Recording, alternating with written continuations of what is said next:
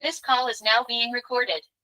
Listo, qué pena ahí la... No, no importa. No, porque imagínese que... No, si no queda grabado, sí grabé. Ahí están escuchando y viendo todos la pantalla, ¿cierto? Sí, claro, y se ve perfecto. Listo, ahora sí ya borrón y cuenta nueva. Bueno, buenos días de nuevo a todos y todas.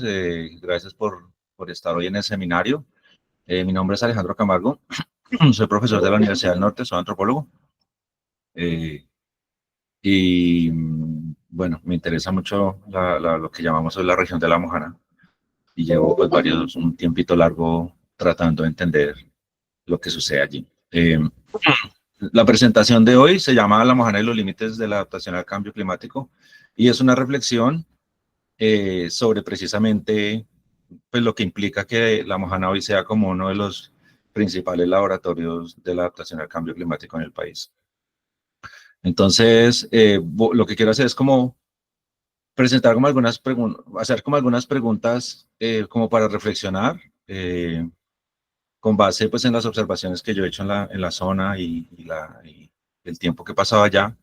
Entonces son unas preguntas más que respuestas concretas sobre lo que significa que este sea un lugar pues tan importante para las políticas de adaptación al cambio climático y donde hay muchas expectativas con respecto pues a ese tema.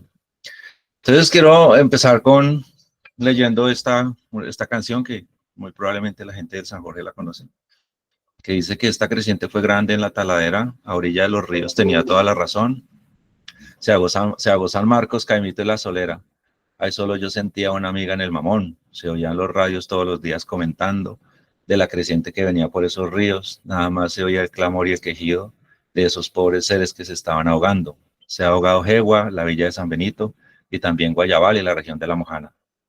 Daba compasión al ver esa gente entambada, al ver cómo sufrían con el hambre y el mosquito. Se oía la queja todos los días por nuestra hora, pidiendo ayuda al gobernador Simarán. Para el paludismo le mandaban droga y también recurso para la necesidad.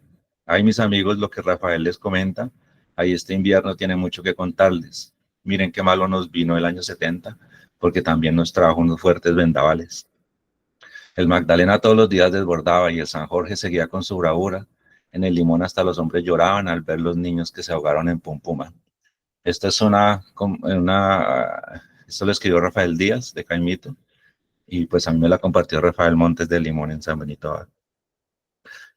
Y quise empezar con esa canción que es, pues como ustedes ven, fue escrita hace ya bastante tiempo, en un momento histórico diferente de la región, en la que narra un poco como el drama de las inundaciones.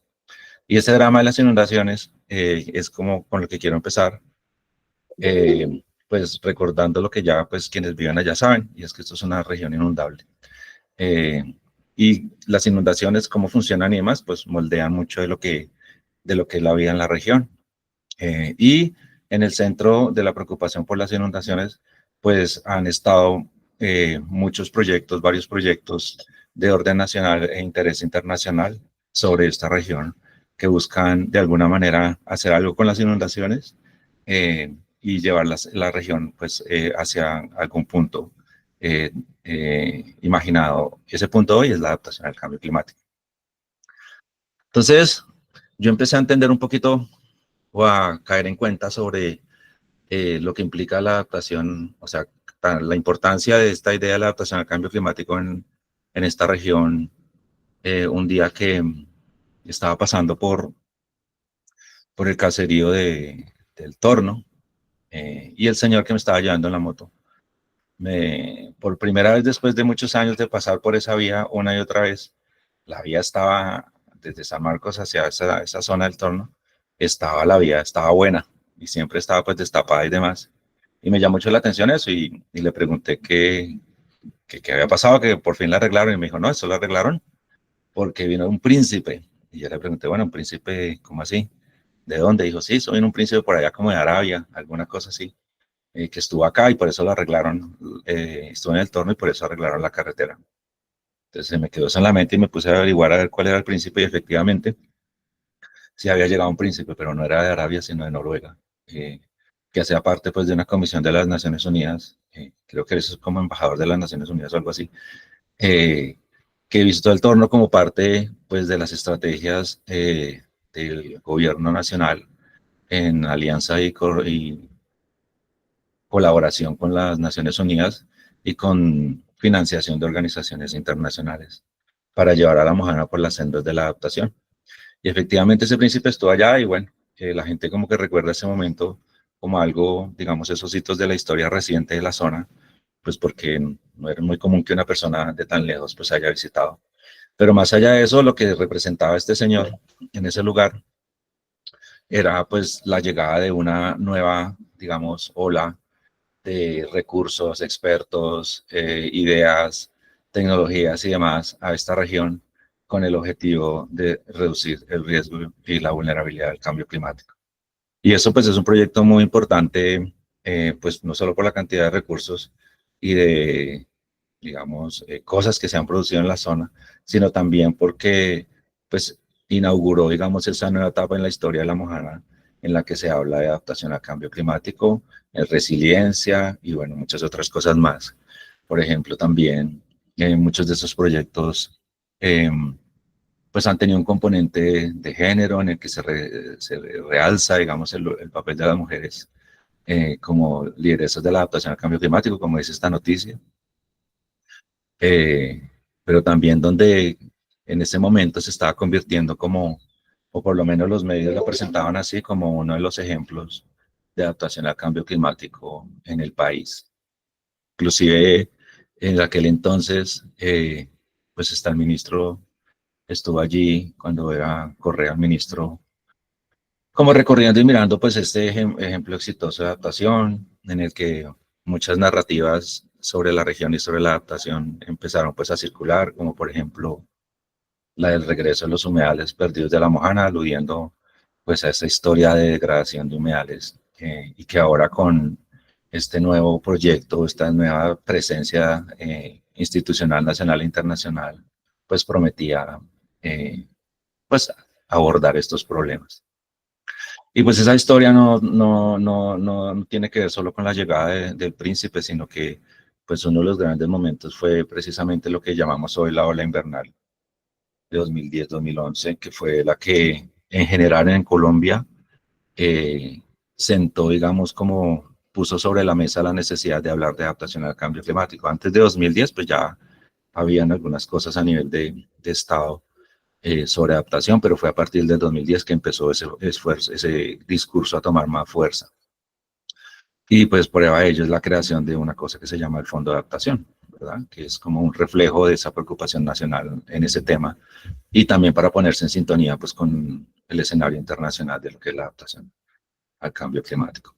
Yo recuerdo mucho recién la ola invernal, adaptación al cambio climático fue como una respuesta. En su momento pues era fenómeno de la niña y recuerdo mucho que el discurso desde el gobierno era que lo que había sucedido era una consecuencia de adaptación al cambio, de una consecuencia del cambio climático, aunque pues bueno, eso no estaba del todo comprobado en ese momento, pero pues esa narrativa lo que me llevó a pensar o a entender era que el cambio climático no solamente se refiere a unos procesos biofísicos que inciden en la transformación del clima, valga la redundancia, y de las condiciones ambientales, atmosféricas y demás del planeta, sino también es un proyecto institucional, es una forma de gobernanza de los territorios, de la gente, de los paisajes. Y no es gratuito que las instituciones que hoy hablan de adaptación al cambio climático son las mismas que hace décadas están hablando de desarrollo, ¿no? Entonces es como un nuevo ropaje para movilizar recursos y proyectos a nivel global. Pero pues volviendo a la Mojana, ese año pues fue un año de inundación extrema, hubo zonas que duraron hasta casi 4 años inundadas y mucha gente pues tuvo que salir de sus casas y buscar refugio. Y con esa promesa del gobierno de que bueno, las cosas iban a mejorar, pues empezó como todo ese proyecto de adaptación. Y en el centro de eso pues estaba transformar el paisaje de alguna manera para que coincidiera con las expectativas de la resiliencia. Entonces ese primer proyecto pues que inició más hacia el lado del San Jorge, afianzó pues la idea de adaptación y después pues ya con un proyecto más actual financiado por el Fondo Verde del Clima o cofinanciado por el Fondo Verde del Clima, pues se dio continuidad a ese proyecto. Entonces hoy día la Mojana es un laboratorio para la adaptación al cambio climático desde el punto de vista de las políticas públicas y pues también es algo de interés internacional. Entonces, para estar como en la misma página y como para partir de un punto común, pues yo tomé el concepto de adaptación que se maneja a nivel internacional de una página de las Naciones Unidas, que dice que la adaptación se refiere a los ajustes en los sistemas ecológicos, sociales o económicos en respuesta a estímulos climáticos reales o previstos y sus efectos o impactos. Se refiere a cambios en los procesos, prácticas y estructuras para moderar los daños potenciales o para beneficiarse de las oportunidades asociadas con el cambio climático. En términos sencillos, los países y las comunidades necesitan desarrollar soluciones de adaptación e implementar acciones para responder a los impactos del cambio climático que ya están ocurriendo, así como prepararse para los impactos futuros. Entonces, de esa descripción hay un poco larga, hay dos cosas que me interesa resaltar, y es que la adaptación al cambio climático, bueno, ese concepto viene como de la biología. Antes se pensaba la adaptación como en términos biológicos, evolutivos y demás, y hoy en día pues se convirtió en un concepto pues político, de gobernanza ambiental. Entonces tiene dos elementos. Uno es que la adaptación al cambio climático es algo que hacemos hoy, y segundo, es algo que hacemos hoy pensando en un futuro, ¿verdad? Entonces, a nivel institucional en Colombia, después de la ola invernal, pues hubo un cambio, digámoslo así, de visión, porque antes inundaciones y demás se atendían pues como llevar ayudas, mercados y eso como una respuesta inmediata, y con la idea de adaptación, pues en términos, digamos, ideales, se supone que es una visión a largo plazo, para adaptarse para cosas que vienen no solo en el futuro cercano, sino en el futuro medio y lejano. Entonces de aquí pues sale una pregunta que es la que quiero, unas par de preguntas que quiero abordar aquí, sobre las que quiero reflexionar, y es qué significa adaptarse al cambio climático, conectando el presente y el futuro, en una región que cambia tanto y tan rápido, y donde se encuentran múltiples realidades políticas, sociales, históricas, ambientales. O también, ¿qué significa adaptarse al cambio climático con proyectos al futuro, estando sujeto a los tiempos burocráticos de la política pública? Entonces, observando un poco cómo ha funcionado todo este tema del cambio climático, pues quiero hablar sobre unos puntos concretos. Y uno de esos es que para implementar todos estos proyectos y estos planes es necesario, lo que ha sucedido es una simplificación de la realidad de la zona. Entonces, esto es como uno de las múltiples representaciones de lo que es la región de La Mojana. Esto es de una, ¿cómo se llama? Bueno, digamos, publicidad estatal sobre la región y el cambio climático. Y aquí hay una cosa que a mí me empezó a llamar mucho la atención, y es en qué momento La Mojana se convirtió en este conjunto de municipios que están acá. Entonces ya se volvió como una cosa de que La Mojana es esto. Y La Mojana, como la entendemos hoy, por ejemplo, en este mapa, es una invención reciente. Y es una invención que, a manera de hipótesis, se creó en el interior del país, en Bogotá, porque los habitantes de estos municipios que están acá, pues saben que todo eso no es La Mojana, ¿no? Entonces, La Mojana, básicamente Sucre, Majagual, Guaranda. Entonces, lo que uno ve en este mapita al que llamamos hoy Mojana, son mínimo 4 regiones. Una es la región del Bajo San Jorge, la región de Rabón y la región de La Mojana. Y otro que es la parte de Maganguea, Achí, Nechí, San Jacinto del Cauca, que yo no estoy muy seguro que la gente allí se sienta mojanera, o por lo menos en los términos en los que históricamente se ha definido pues la región de La Mojana. Entonces el primer punto es que esa diversidad regional, Bajo San Jorge, región de Rabón, Mojana y otros municipios aledaños, está como una Mojana, es una reducción de la diversidad regional de esa parte del país, que se hace con fines político-administrativos, ¿no? Y cuando hablo de político, hablo de política pública, no como de politiquería y eso, sino de política pública. Entonces se simplifica la diversidad regional para crear una noción de una región que no necesariamente responde a lo que se entiende como Mojana. Pero pues nos referimos a la región de La Mojana en esos términos simplificados pues yo también lo hago constantemente, ¿no? Pero solo como para entender qué ha implicado la presencia, digamos, de todas estas narrativas, estos proyectos que vienen desde afuera de la región y que de alguna manera estas representaciones son representaciones de la región, que a mi modo de ver no es solamente una simplificación, sino también una homogenización de la región. Y junto a la simplificación de lo que es la región de la Mojana, pues está la simplificación de lo que hay dentro de esa región, ¿no?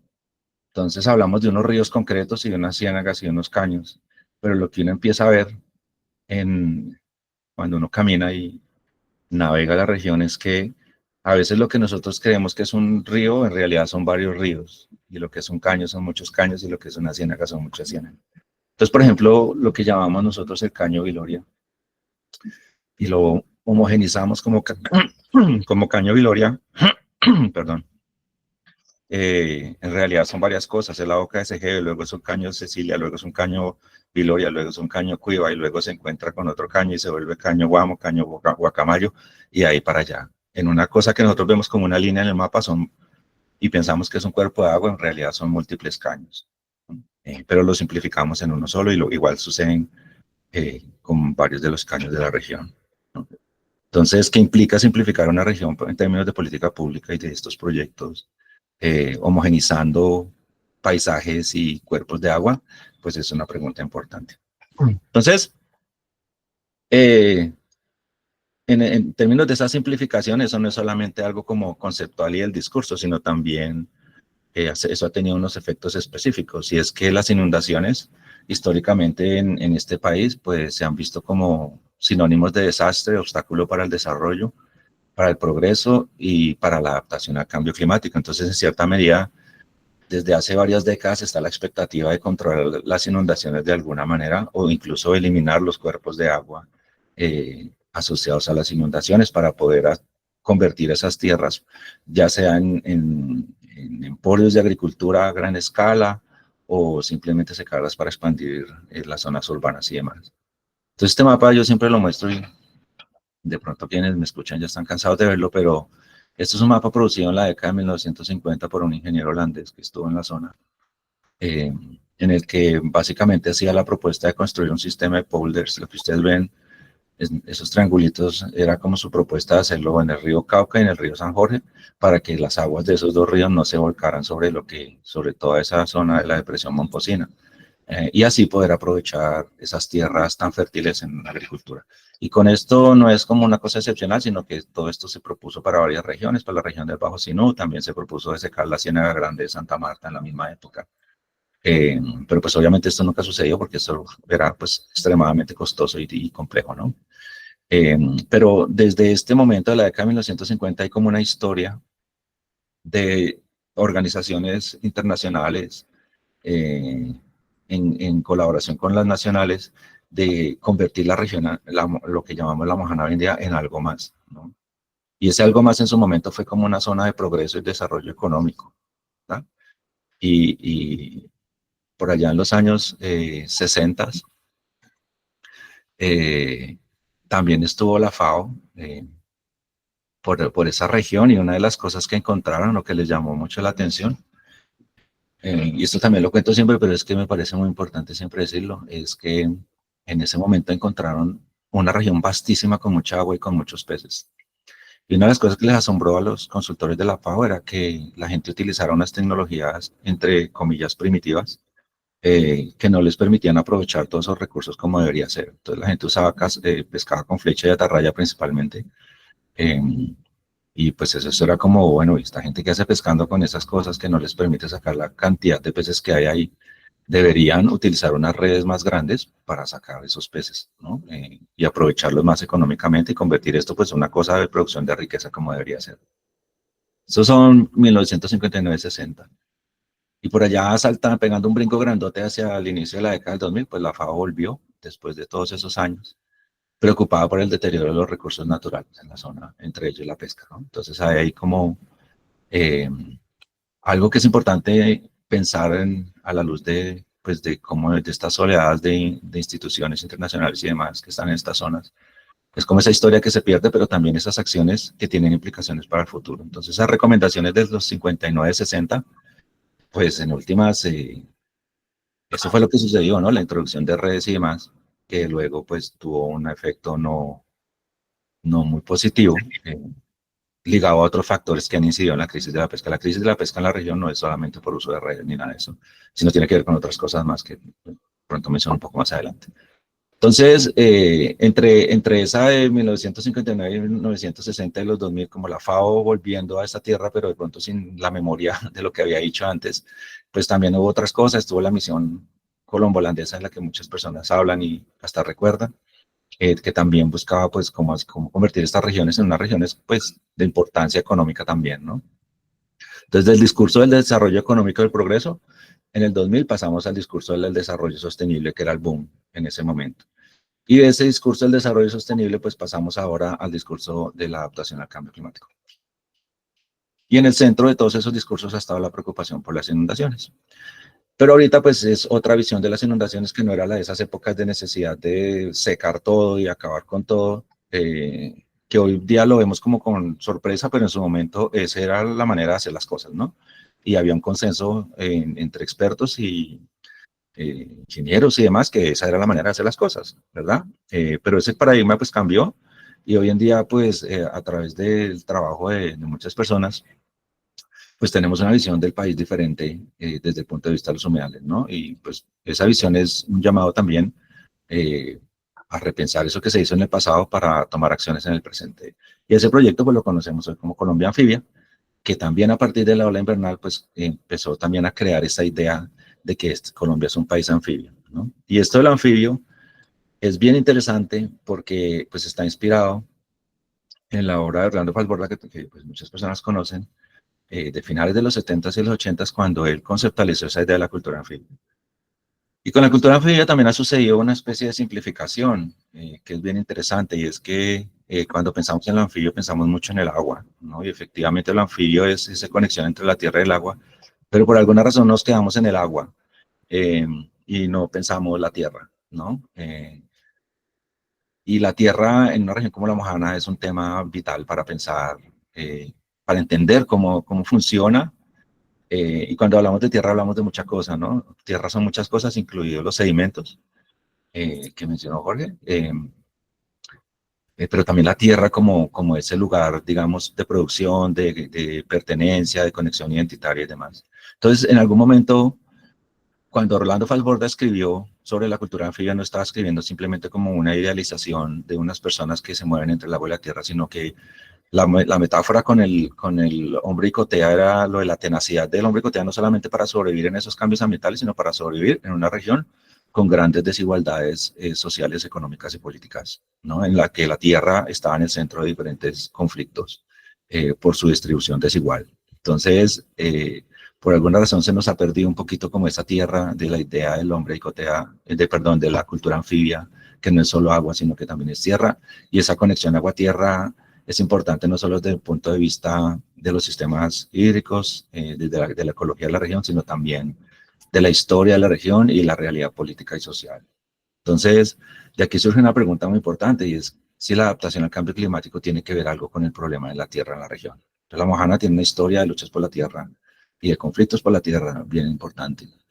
Y volver la Mojana a un laboratorio del cambio climático sin considerar el problema de la tierra puede generar algunas preguntas, ¿no?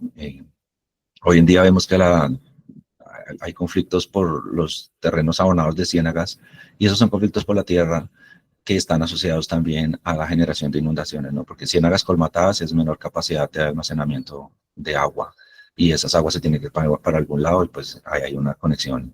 Y ciénagas colmatadas son lugares donde hay conflictos entre personas por la propiedad de esas tierras. Entonces, la adaptación al cambio climático tendría algo que ver con el problema de la tierra. Si estamos hablando de adaptación al cambio climático, tenemos que preocuparnos por la tierra. ¿Y qué pasa si ignoramos el problema de la tierra en las políticas de adaptación al cambio climático en una zona como esta? El otro punto con el que quiero reflexionar es esa conexión entre el pasado, el presente y el futuro, ¿no? Que está en la misma definición de la adaptación al cambio climático. Entonces, la adaptación al cambio climático es una proyección hacia el futuro desde el presente y uno podría decir que también tiene que ver con el pasado, ¿no? Sobre qué hemos hecho en el pasado para ser vulnerables al cambio climático. Entonces, esta foto para mí es muy importante. Esta foto la tomé en el año 2004, probablemente entre el mes de enero, por ahí en el mes de enero más o menos. Y esta es una imagen muy típica en ese momento, en esa época del año. Esto es en el lance de la vereda cerca al puente de Guayepo, ahí en San Marcos. Y esta era una escena muy típica en un momento que se llamaba La Subienda. Y La Subienda es un recuerdo hoy en día porque ya no hay subiendas, ¿no? Por ahí la otra vez me dio algo, pero la subienda que conoció la gente de la región y que le permitió a muchas personas un ingreso, pero también un alimento y también trabajo colaborativo y demás, ya no existe. Y hoy en día, pues obviamente muchas personas intentan, todavía hay pescadores, hay algunos que se han retirado de su labor precisamente porque es una actividad que pues ya no hay los peces que estaban antes, ya no hay subienda. Entonces, pues eso ha desestructurado muchas cosas. En muchos de los diagnósticos sobre la región, aparece la pesca como una actividad económica y de subsistencia y entre los modos de vida. Y claro que sí lo es, ¿no? La pesca, pues obviamente varias personas venden el pescado, otras personas lo compran, pero la pesca, pensarla así también es una forma de reducir una actividad a lo económico, desconociendo algo muy importante y es que la pesca también es una actividad de solidaridad y de colaboración. Entonces, quienes pescan en la región saben que no es extraño o no era extraño en esas épocas que alguien saliera a pescar y volviera con un montón de pescado y lo repartiera en su comunidad. Y dejara para sí mismo, para su familia y pues no vendiera nada, sino que lo sacó y lo repartió para quienes no tuvieran. O también sacaban el pescado para cambiarlo por otras cosas, por yuca, por plátano, por algo así. Entonces la pesca no es solamente una actividad económica, y ahí pues también es como parte, digamos, de la llegada de todos estos discursos de desarrollo sostenible y de adaptación al cambio climático, es también la simplificación de la naturaleza con conceptos como los servicios ecosistémicos, ¿no? Que vuelven utilitarista la naturaleza como al servicio de los humanos y que despojan también como de todos esos otros sentidos que tienen lo que llamamos actividades económicas como la pesca, ¿no? Entonces es como toda esa cosa, los servicios ecosistémicos también borra un poquito como la historia de las cosas, de las relaciones socioecológicas de la zona. Entonces esto es una foto que es casi como de esas históricas de nostalgia, ¿no? Porque ya no hay pesca. Y la pregunta que quiero poner acá es, ¿qué tiene que ver la pesca con la adaptación al cambio climático? Entonces, en toda esta llegada de proyectos de adaptación al cambio climático, ¿cuál ha sido el lugar de la pesca? La pesca como algo que ya, sobre el que ya a nadie le interesa pensar. Muchas de las soluciones a la pesca pues han sido como el cultivo de peces, en algunas partes pueda que funcionen, pero también he visto un montón de casos en los que no funcionan. Y eso es un reduccionismo de la pesca misma, ¿no? Como la pesca de, bueno, ¿por qué es importante la pesca? Porque la gente come y lo vende, entonces pues cultiven peces en un estanque ya, pero se pierde todo ese universo social pues tan importante que se tendría en torno a la pesca. Y pues la historia de la pesca misma, pues es una historia bien, bien compleja, ¿no? En la que no me voy a detener, pero la historia de la pesca me permite hablar sobre la historia de la transformación de los ríos y de los cuerpos de agua, en específico del río San Jorge, que es como el río en el que más he estado. Y con esa historia de que ya se acabó la subienda y demás, pues también hay otras cosas que están sucediendo, como por ejemplo la muerte lenta del río San Jorge en ese trayecto que pasa por San Marcos desde CGB hasta la meta. Bueno, digámoslo, hasta abajo, hasta donde desemboca. Entonces, una de las cosas que con el tiempo empecé a notar, una vez estando en este punto, que es un punto muy importante para mí, porque en el año 2024 yo me quedaba ahí, en ese punto, con los pescadores que llegaban a la subienda y hacían sus ranchos ahí. Eso ya es parte del pasado porque ya no sucede de esa manera. Y el punto muy importante porque además, muchos años después, muchos años después, antecitos de la pandemia, creo, por ahí, por esos años, una familia que vive ahí me contó, pues en una conversación informal, que tenían que traer el agua de San Marcos. Y yo, a mí eso me pareció muy raro porque, bueno, si usted tiene el río al frente, ¿cómo así que tiene que traer el agua de San Marcos para lavar la ropa? Y dice, sí, es que ya, si uno lava la ropa con el agua del río queda embarrada y si uno se baña con esa agua queda, pues, queda con lodo. Y yo, bueno, ¿y qué pasó con el río? No es que el río se está muriendo. Y que el río se esté muriendo es que el río está perdiendo velocidad, está perdiendo profundidad y se está abonando, como dicen las personas de la zona. Entonces, lo de la pesca es una parte de una crisis más grande del río o de unas transformaciones que está teniendo el río, que lo llamamos crisis porque está afectando a las personas de diversas maneras, pero ahí hay una pregunta como de fondo que yo tengo y es la preocupación sobre los cuerpos de agua que se colmatan y se, digámoslo así, entre comillas, se sedimentan. Y me pregunto si es si en una región donde hay cambia tanto que de un año al otro cambia el paisaje, eso no es, digámoslo, entre comillas, lo normal que suceda, ¿no? Pero cuando eso se intersecta con humanos y sus formas de vida, pues hablamos de crisis. Pero en el fondo, pues puede ser uno de los múltiples cambios que ha tenido el río a lo largo de siglos de existencia y que en este momento está sucediendo. Entonces, la preocupación de muchas personas de la zona no es simplemente que el río se esté muriendo, sino que la gente del Bajo San Jorge ya sabe qué pasa cuando el río se muere, ¿no? Porque en la década de 1970 el río San Jorge se murió en uno de sus trayectos. Entonces, una foto del 54, el cuadrito es la metra, es el punto en el río, del río San Jorge, donde en ese momento, pues, su curso se iba hacia la derecha, como se ve allí, y hacia la izquierda había como un cañito de pequeño, más pequeño. Pero ya luego más adelante, en la década de los 70, pues ya el río cambió su curso y se metió, fue por ese caño de la izquierda. Hay varias historias sobre por qué sucedió eso, pero lo cierto es que se metió por la izquierda y hacia la derecha se empezó a morir. Más o menos esto es lo que pasó. Entonces ahí está Boca de la Metra, el azul, el morado es el río por San Marcos y demás. Ahí está la Metra, en azul clarito está el curso actual y en el amarillo está el río Viejo. Entonces, por el curso actual, pues empezaban a suceder varias cosas que ya muchas personas conocen, entre ellas la aceleración de la sedimentación de todas las ciénagas, principalmente del municipio de San Benito Abad, que pues de forma dramática está viendo cómo sus ciénagas pues desaparecen por la aceleración de este proceso. Y eso pues repercusiones obviamente en la pesca y demás, pero también en los temas de quién son esas tierras nuevas que emergen ahí, que digámoslo, fuente de conflictos en la zona, ¿no? Entonces este río Viejo pues ya se fue secando con el tiempo y con la desaparición de ese río pues fue desapareciendo la vida social y económica, ¿no? Entonces si uno transita por ese río, que a veces le llega un poquito de agua en algunas partes, pero en otras pues simplemente ya no, pues en ese río ya quedó la nostalgia de ese río. La gente de allí, de esa parte, lo llama, este es el propio río San Jorge. El otro es el río Nuevo, pero este es el propio río, era por donde pasaban. Y tiene la nostalgia de que el río se fue, se está yendo y que ojalá algún día volviera.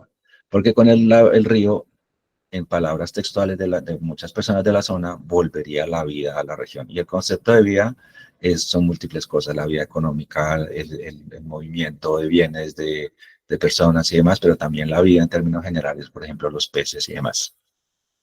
Y hoy luce el río así, ese río que es el propio río San Jorge, es casi que un potrero en muchas partes, ¿no? El que ya está, pues hay monte y hay gente ya viviendo inclusive dentro del río. Y quiero volver a la última partecita de esa canción con la que empecé, que dice: en el Limón hasta los hombres lloraban al ver los niños que se ahogaron en Pumpuma. El Limón y Pumpuma son dos comunidades que están a orillas de ese río Viejo. Y la historia de esa canción que fue en los 70 era cuando había un río ahí, y ahí se ahogó una niña, creo. Y con base en ese hecho, pues fue que se ahogó la niña porque era un río caudaloso y tenía su corriente. Entonces la niña se ahogó y ahí pues esa parte de esa canción tiene que ver con eso. Y el Limón pues es uno de los poblados también principales de ese río Viejo, donde la gente pues todavía recuerda cómo era la vida en esa época, ¿no? Que era una vida pues mucho mejor porque el río estaba allí.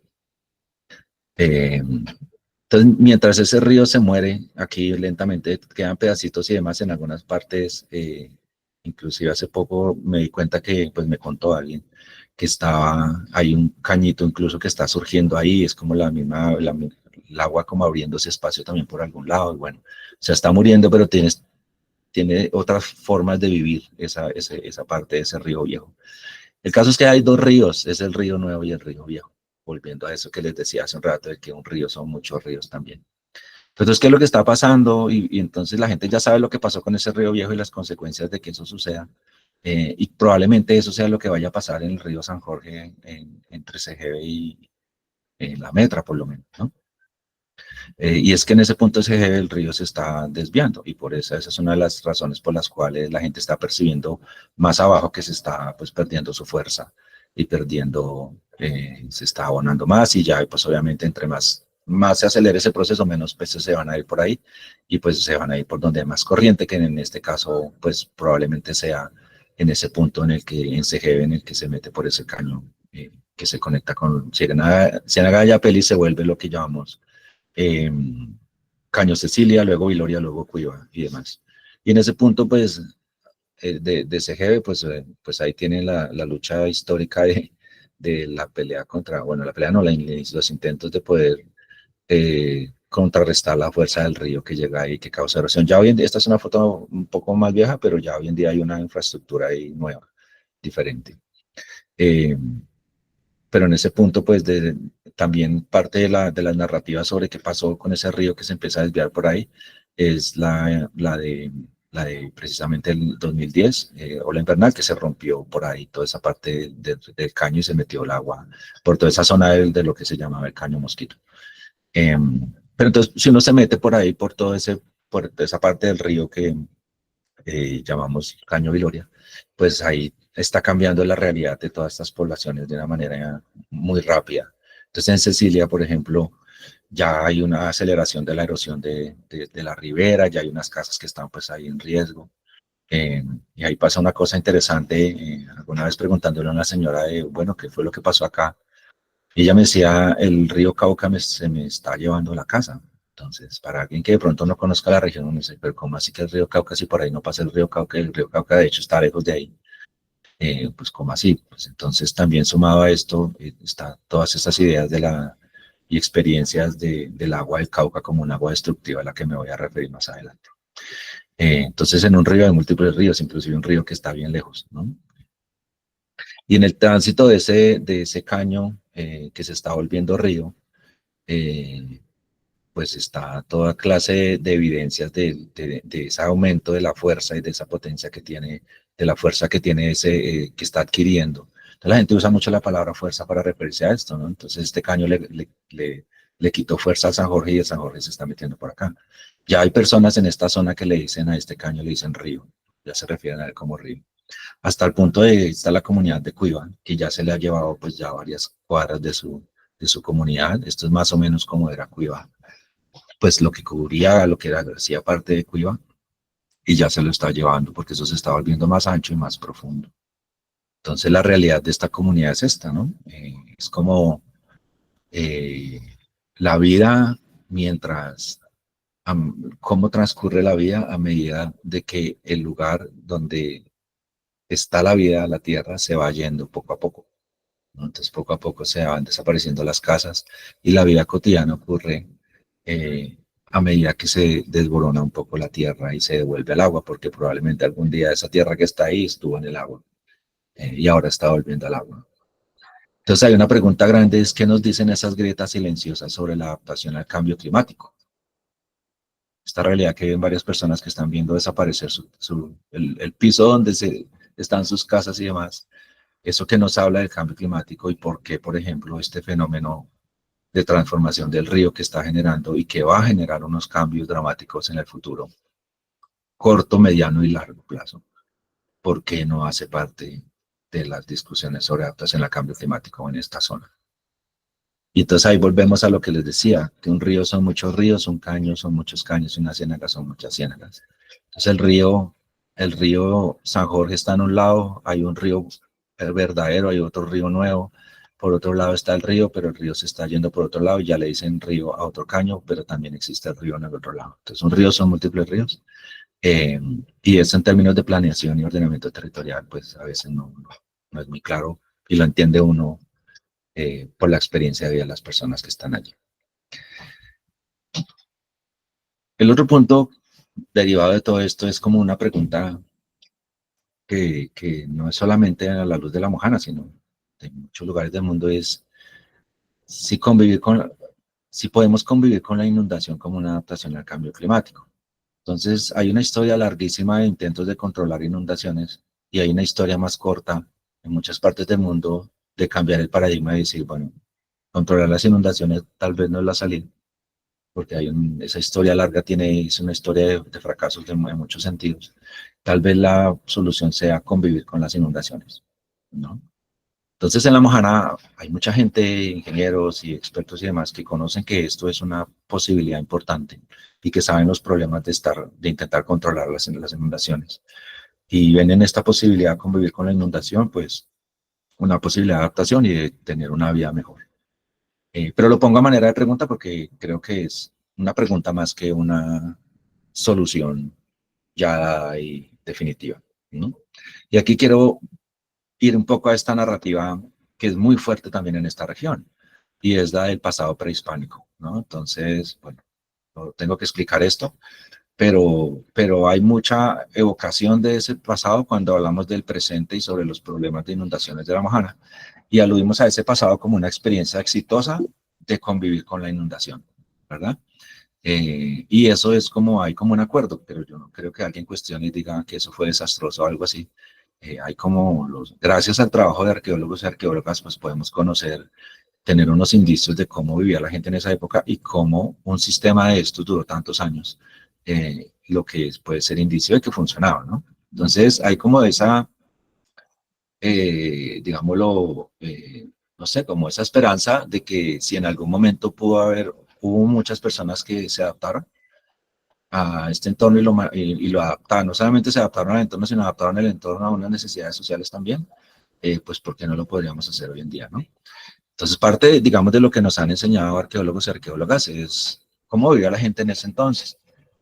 Entonces, en esa evocación de ese pasado, también está que las personas construían sus casas sobre elevaban la tierra para construir sus casas sobre esos montículos, ¿verdad? Y también los utilizaban para otras cosas. Pero eso de elevar la tierra, que es el principio también de los camellones, ¿no? Es como hacer unas elevaciones de tierra, eh, pues estaba en el centro de la forma de vida de estas personas. Entonces, hoy en día, por ejemplo, el Banco de la República ha hecho una labor impresionante como de contarle a la gente cómo vivía, cómo la importancia de esta región, lo que pasó, de cómo vivía la gente, de qué conocemos hoy, de cuáles son las evidencias materiales de ese pasado. En muchas partes, inclusive hay como en la escena grande del Bajo Sinú, hay como como una recreación de cómo eran estos camellones y ahí siembran y demás. Entonces, como que en el ámbito político, académico de las comunidades de las organizaciones comunitarias está como esa tal vez sueño, utopía de que esto fue exitoso y que podríamos hacer algo con este pasado, ¿no? Bien sea preservar lo que hay o también inspirarnos desde allí para pensar en qué hacer hoy en día. Obviamente falta mucha investigación para entender lo que realmente sucedía con el agua y cuál era el fin último de todo esto. Todavía hay muchos vacíos en lo que sabemos, pero en términos generales hay un acuerdo en que esto fue importante y podría ser un ejemplo. Sin embargo, a pesar de que en todo lado conocemos esto, todas las instituciones del Estado metidas en la Mojana saben sobre este pasado prehispánico, hay una pregunta grande y es en qué momento se nos ocurrió que las casas deberían ser así en la Mojana. Después de que ya entendimos que las tierras, elevar la tierra, fue como una de las estrategias para poder sobrevivir en las inundaciones y convivir con las inundaciones, no sé por qué concluimos que entonces la solución son estas casas palafíticas. Entonces, sobre las casas palafíticas, pues en muchas partes del mundo se han utilizado y es como lo que primero se viene a la mente en decir, bueno, es un territorio inundable, pues entonces las casas palafíticas pueden ser una opción, porque además muchas sociedades en el mundo construyen casas palafíticas para vivir en áreas inundables, no solamente de deltas interiores o ciénagas y demás, sino también en zonas costeras, ¿no? Entonces, desde que la Mojana empezó a hacer como estar en la agenda pública y demás, hay tesis de grado, hay de arquitectura y la gente diseña sus casas, vivienda palafítica como solución para la Mojana, obviamente desde afuera de la región, ¿no? Como la visión externa de la Mojana. Entonces, casas palafíticas se han repartido y hay en varias partes de la región hay casas palafíticas. Y obviamente si usted le da una casa palafítica a alguien, pues la persona así, pues bueno, pues ¿quién va a decir que no? Sin embargo, lo digo yo, o sea, es una posición personal mía con base en lo que he observado. Yo siento que a muchas personas no se identifican con las casas palafíticas. La casa palafítica es como la invención de la región de La Mojana desde Bogotá. Es también como la idea de cómo debería vivir la gente montada sobre una casa de unos palos. Y yo personalmente, y lo asumo como una opinión personal, yo creo que esas no son las casas de la Mojana, de la región, y como que es una solución pensada sin conocer la realidad sociocultural de la zona. Para mí es una casa palafítica, es un desconocimiento de la realidad de la zona. Entonces, ¿por qué? Entonces, alguien podría decir, bueno, es que entonces, ¿usted qué cree? Que la gente se inunde, no sé qué. No, lo que pasa es que la gente ya ha desarrollado un modelo de vivienda, una estructura de vivienda que les permite sobrevivir a las inundaciones, y se llaman los aterrados o los turros.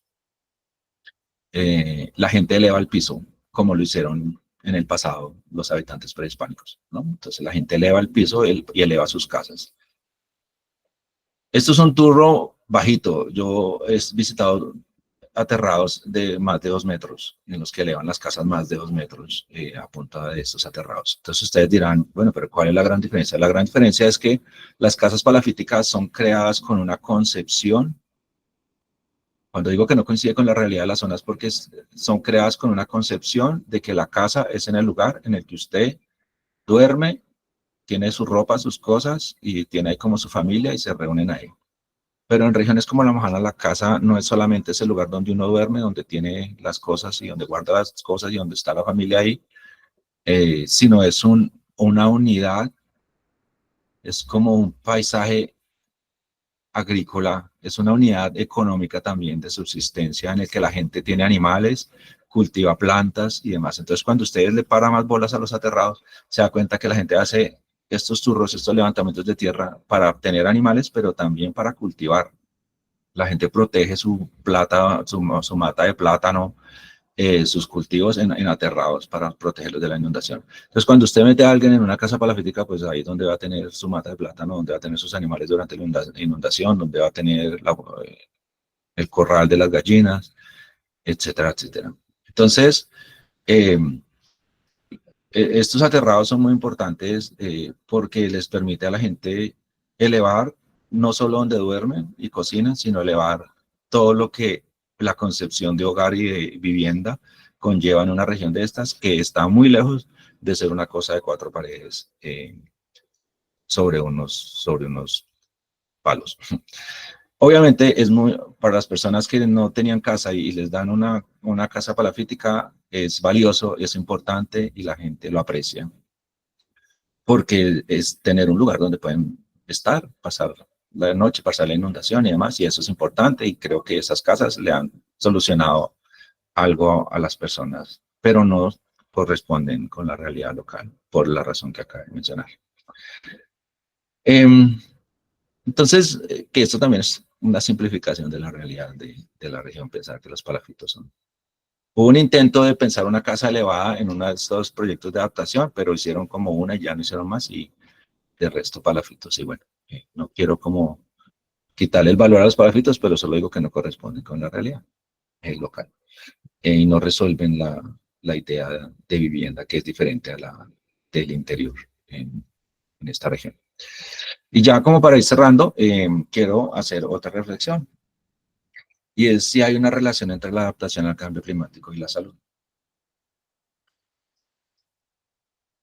Y esto quiero plantearlo de una manera muy explícita y directa. Y es que muchas de las personas que se espera que se adapten al cambio climático en La Mojana están enfermas.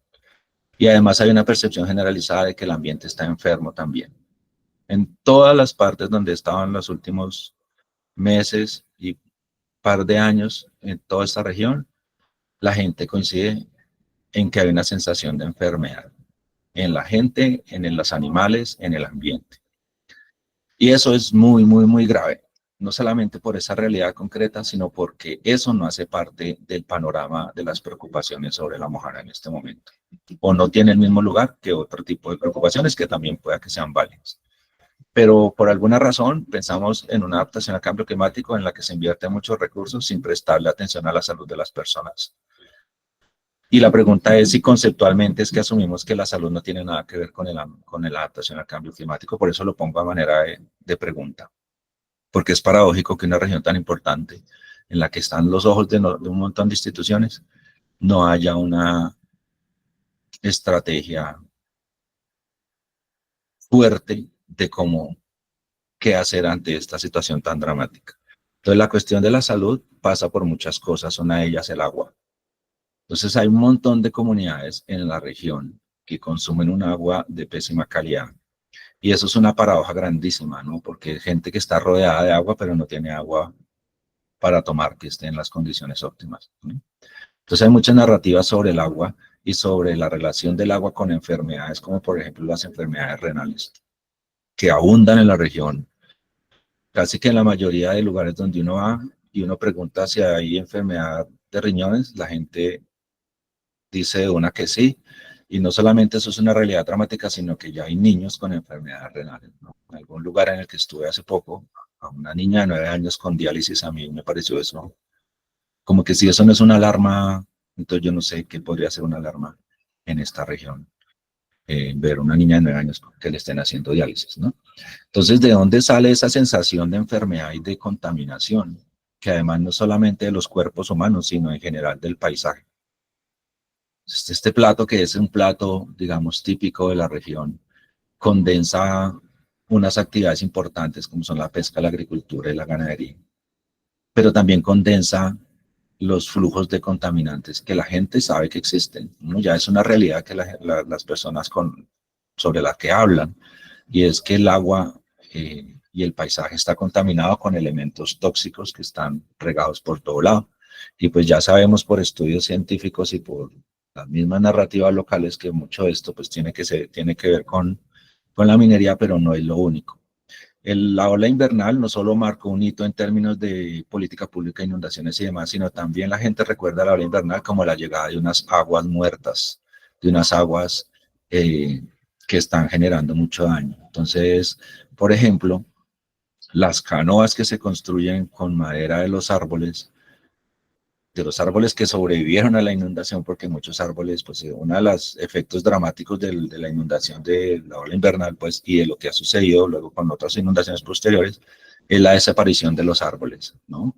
Y con la desaparición de los árboles, pues lo que ustedes ya se imaginan, desaparición de especies, los micos, un montón de especies que dependen de que estén los árboles, pero también de que la madera de los árboles para construir canoas cada vez es más de muy mala calidad. Entonces ya una canoa no dura los años que duraban antes, sino por ahí 2 años, porque la madera es de muy mala calidad.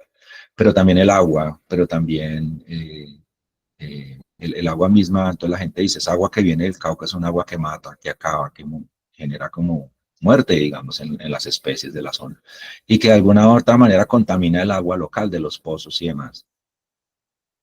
Entonces, la nostalgia de los caños en las regiones, estos caños antes eran, pues, nosotros tomábamos el agua de ahí, ya no, es agua, como dicen localmente, es un agua gruesa, es un agua sucia, es un agua que me sienta mal, ¿verdad? Entonces la gente está consumiendo un poco de cosas. Y esa contaminación, entonces ya la gente sabe de dónde viene posiblemente, pero también pues hay un exceso, digamos, hay un uso de agroquímicos y demás en la zona que pues ya se ha documentado y que genera mucha preocupación también, que están asociados pues también a las necesidades como un círculo vicioso, ¿no? A la necesidad de cultivar y de pues, tener una fuente de subsistencia. Pero también pues está la preocupación pues por la llegada de los búfalos a la zona, que también son vistos como una fuente de contaminación de las aguas y que además espantan los animales y demás. Y que además los búfalos inauguran también un capítulo en la historia más amplia de la región en la que las preocupaciones por la tierra resultan ser ahora también preocupaciones por la tenencia del agua, ¿no? De quién es el agua y las ciénagas y demás. Pero que hay una percepción generalizada de que también estos animales pues tienen un impacto ambiental pues serio, además de otros impactos, ¿no? Y entonces la pregunta grande es, bueno, ¿cómo pensar y planificar una economía bufalera que tenga en consideración pues los impactos ambientales y sociales de la misma, ¿no?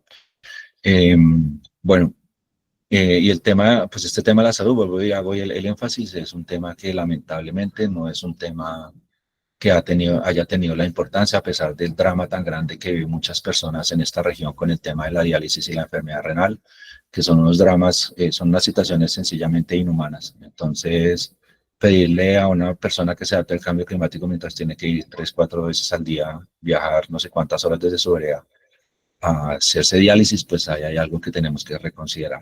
Entonces, hay en San Marcos, el grupo Agroanfibia, que ya estaba aquí en este seminario, ha hecho un trabajo importantísimo en tratar de entender qué es lo que está pasando en este tema.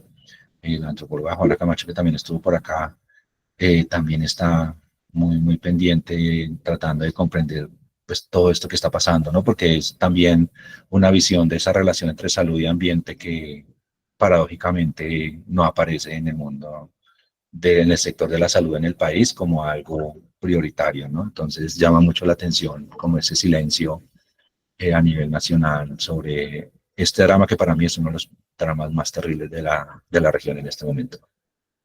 Y un pocotón de cosas que no sabemos todavía. La gente reporta más casos de hipertensión arterial, problemas de colon, bueno, un montón de enfermedades malformaciones en los niños, bueno, como es una cantidad de cosas que cada vez hacen que sea la situación más complicada. Entonces, bueno, ya para ir cerrando, la pregunta grande es, ¿qué tiene que ver todo esto que acabé de hablar? Y pues probablemente se me han quedado cosas por fuera de otros temas también importantes de la zona y que generan preocupación en sus habitantes. Pero ¿qué tiene que ver todo esto con la adaptación al cambio climático? Y si tiene algo que ver, ¿por qué no está en todos estos discursos grandes sobre la adaptación al cambio climático en la zona? Eh, y vuelvo a las preguntas iniciales como a manera de recorderis, ¿no?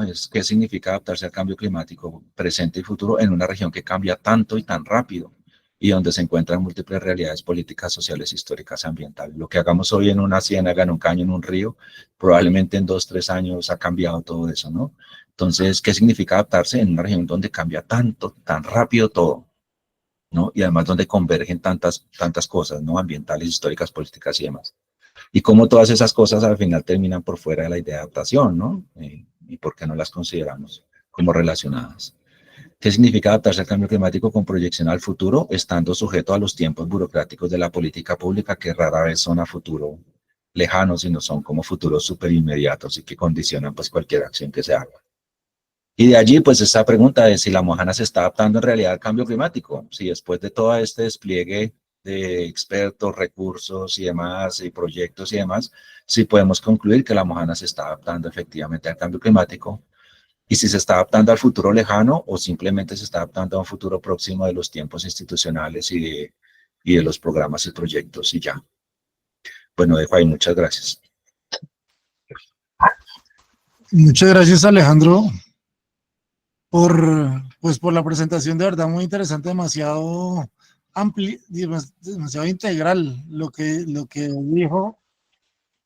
Pero entonces vamos a darle la mano, ya hay varias manos levantadas. Le pido, espere que estoy tratando de, bueno, iniciemos con Pacho Gómez, Camilo Daza, el profesor Álvaro Wills y Luis que ha levantado la mano. Entonces, adelante, Pacho. Gracias, doctor.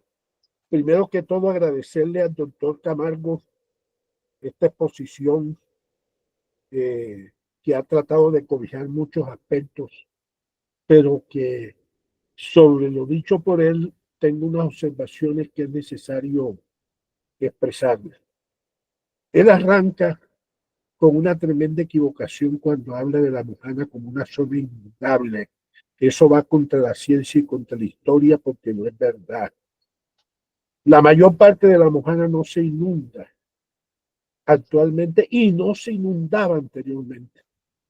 Las grandes inundaciones arrancan después de 1920, ya después cuando fue invadida la cuenca del río Nechí por las dragas mineras que con la sedimentación empezaron a colmatar el río Cauca, nuestra ciénaga y nuestros caños.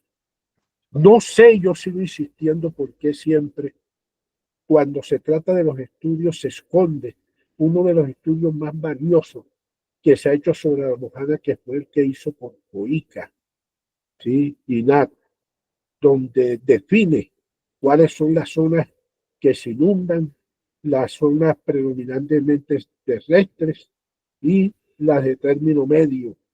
Y ahí se puede, a la luz de la ciencia y con estudios satelitales y de historia, se puede ver de que la mayor parte de nuestra región es una región que no se inunda y la vocación de la región no es inundarse. Eso es una narrativa perversa que han inventado contra nuestra región. Incluso, ya que algunos se extasían con los estudios de Ana Fanchetti y Clemencia Plaza, busquen ahí los estudios donde dice incluso que hubo siglos de sequía en la región de la Mojana. La región de la Mojana no es una esponja para chupar el agua que viene del resto del país, ni es una región inundable. Hay las partes de los cuerpos de agua, de los humedales, que tradicionalmente se han inundado, que en estos momentos eso de pronto ha aumentado más el porcentaje por la propia sedimentación.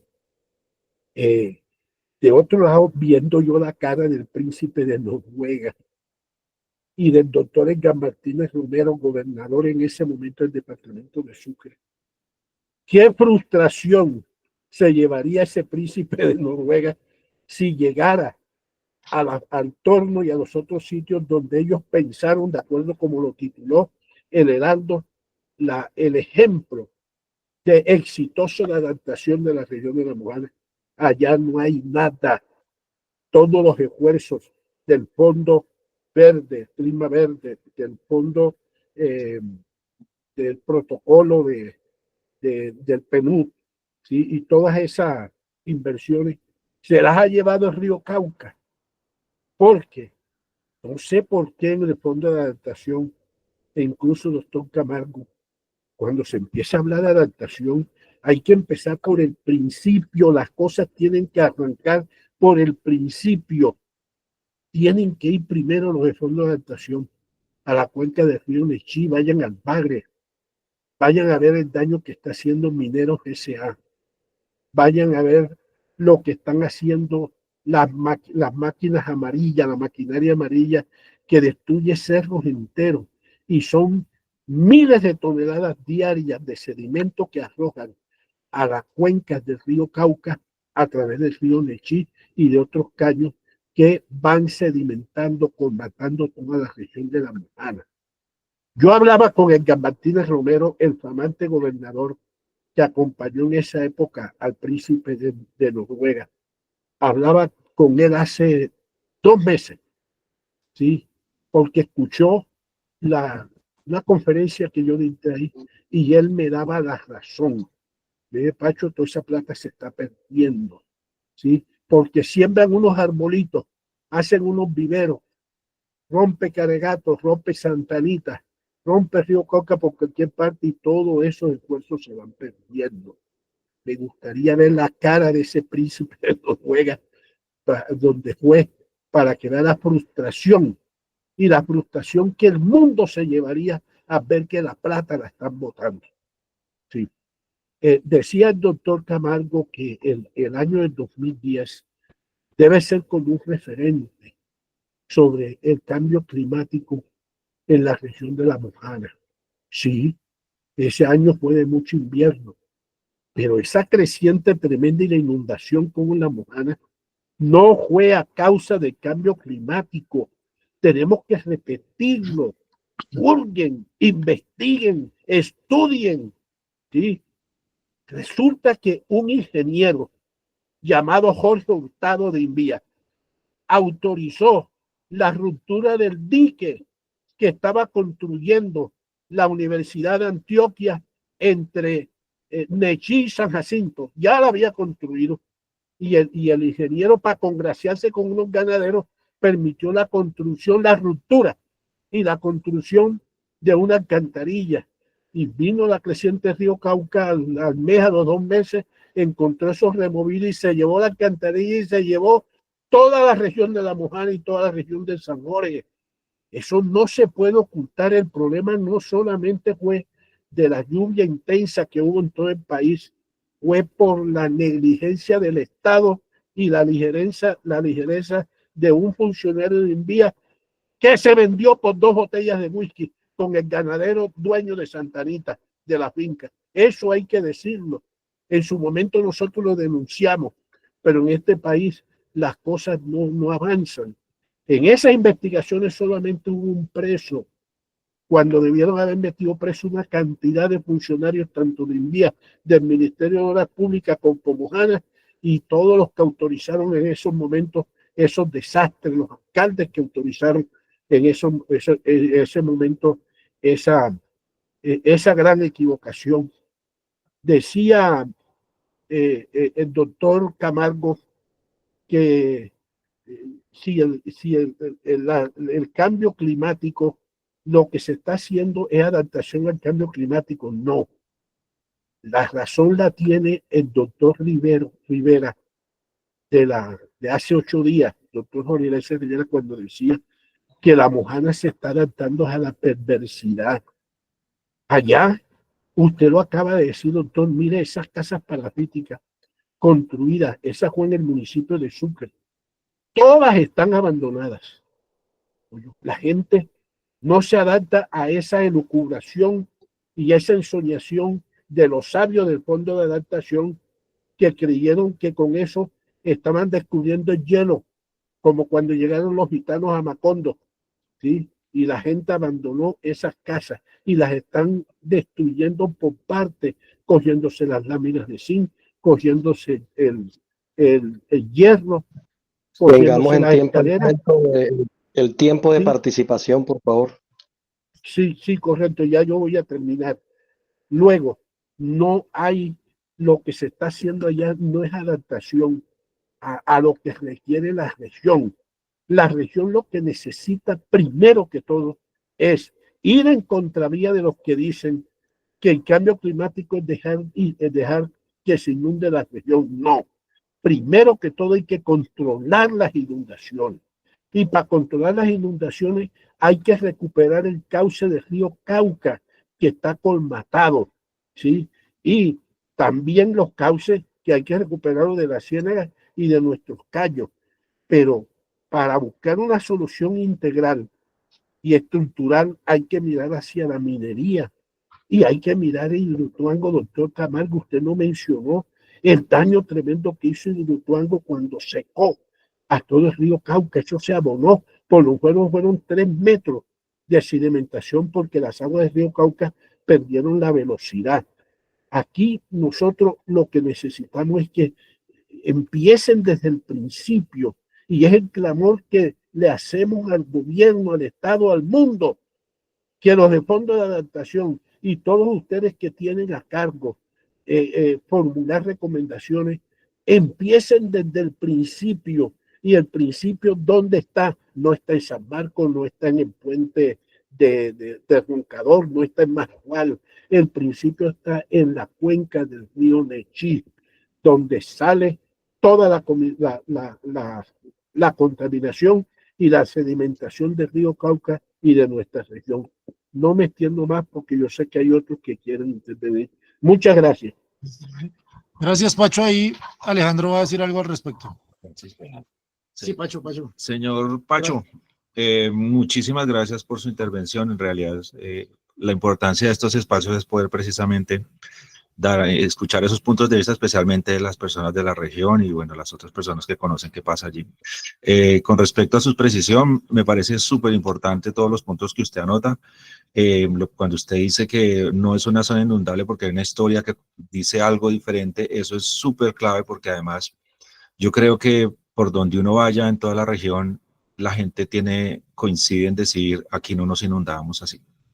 Aquí las cosas eran de otra manera, y desde un momento para acá ya la cosa se salió de las manos, ¿no? Hay gente que dice, no nos inundamos por tanto tiempo, esto no duraba tanto, esto no subía tanto. Entonces sí hay una percepción generalizada de personas que dicen, aquí esto no era así antes, aquí no funcionaban las cosas de esta manera. Entonces digamos que esa precisión es muy importante hacerla, y gracias por las referencias a los estudios también que usted menciona, que que dan información muy importante. Con respecto a usted pone también sobre la mesa un punto súper importante y es ese cuestionamiento del discurso sobre el cambio climático como una manera de explicar lo que sucede, ¿no? Cuando en la ola invernal, otra de las regiones del país donde pues que ese fenómeno fue bastante dramático fue en el sur del departamento del Atlántico, particularmente por la ruptura del canal del Dique. Y cuando la ola invernal, pues el presidente Santos salió a decir que, bueno, que todo esto era una consecuencia del cambio climático y, bueno, producto de eso, pues la respuesta fue adaptación al cambio climático. Pero si usted va en ese momento, iba al sur del departamento del Atlántico y le decía a la gente, ay, mire lo que sucedió con el cambio climático, allá la gente le básicamente decía para el cambio climático ni que nada, que hay unos responsables con nombre propio, ¿no? Incluso la gente del sur del Atlántico advirtió un tiempo antes de que se rompiera el dique que eso se iba a romper y que se iba a generar una tragedia.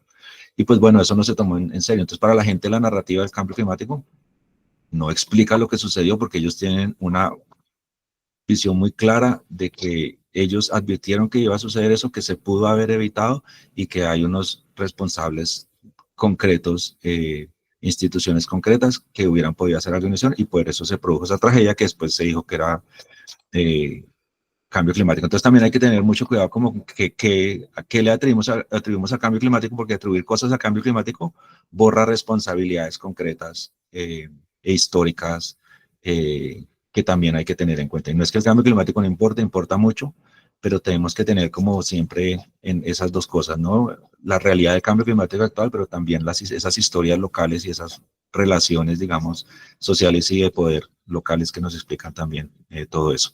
Bueno, sigamos con más. Camilo Daza y luego Luis Lario. Camilo, adelante.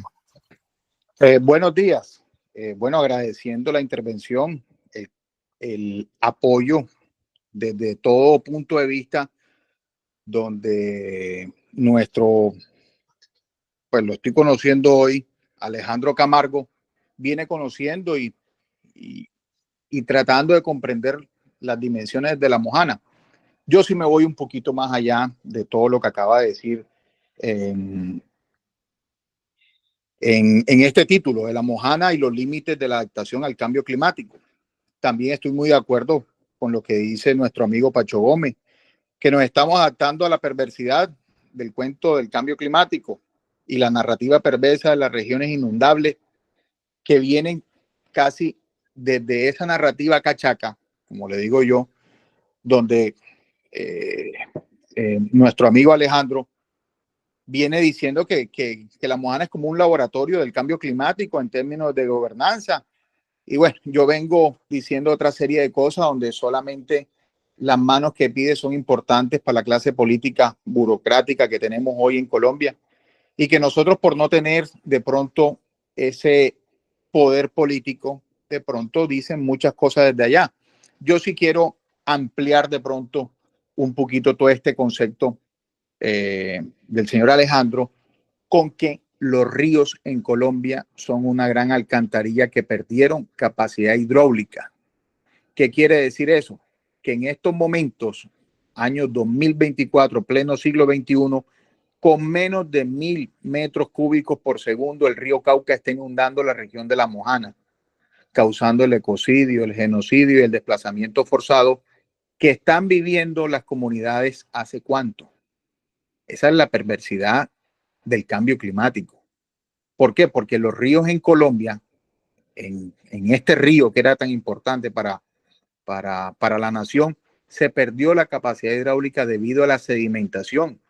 Nadie habla de la sedimentación, simplemente se tapó, colapsó la cuenca baja del río Cauca camino al Magdalena, porque muy de acuerdo con la presentación, donde el río San Jorge no tiene nada que ver con la cuenca baja del río Cauca, que está terminando de colapsar toda la cuenca baja del río San Jorge también rumbo al Magdalena. Vea cómo cambian el curso de un río. Entonces, la sedimentación que colapsó esa cuenca baja del río Cauca va a colapsar la Mojana y el resto de la cuenca baja del río San Jorge. Vea lo que acaban de decir, lo miserable que de pronto nosotros estamos de pronto colaborando con esta misma sociedad, donde una niña de 10 años hoy tiene un sufrimiento de insuficiencia renal por culpa, lo más probable, de la contaminación que estamos viviendo en La Mojana. Y siquiera hablamos del ADN del Boca Chico, y siquiera hablamos de miles de situaciones que se presentan en La Mojana diariamente, donde la perversidad hoy casi que cobra una vida de unas familias que están a la orilla del río, a la orilla de la carretera, por culpa de un bus que simplemente no sé si llevaba exceso de velocidad, si perdería los frenos, si se durmió, pero que por culpa de las inundaciones hoy les toca estar a la orilla de esa carretera. Entonces, yo creo que esto hay que ponerlo y extrapolarlo a un nivel donde los ríos recuperen capacidad hidráulica. ¿Qué es lo que hay que hacer, que solucionar?